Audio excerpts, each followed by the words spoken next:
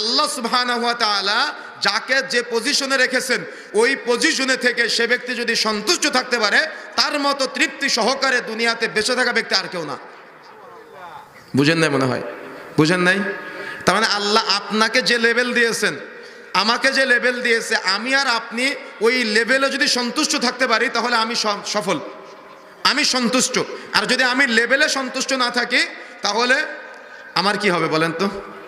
লেভেলে যদি সন্তুষ্ট না থাকি তাহলে ওই পৃথিবী সমপরিমাণ আর একটা পৃথিবী যদি আমাকে দেওয়া হয় তাহলে আমি সন্তুষ্ট হব না। এজন্য রাসূলুল্লাহ সাল্লাল্লাহু আলাইহি ওয়াসাল্লাম বলছেন যে মানুষের এক মুখ ভর্তি যদি স্বর্ণ দেওয়া হয় তাহলে মানুষ আর এক মুখ ভর্তি স্বর্ণ চাইবে। যতক্ষণ পর্যন্ত না মানুষের মুখ মাটি দ্বারা পূর্ণ করা হবে ততক্ষণ পর্যন্ত মানুষ আরও চায়, আরও চায়, আরও চায় করতে থাকবে। তার মানে কখন? সেটা কবরে রাখার আগ পর্যন্ত। আমি, আপনি, আমরা সবাই, এটা আমাদের খাসলত, এটা আমাদের বদভ্যাস।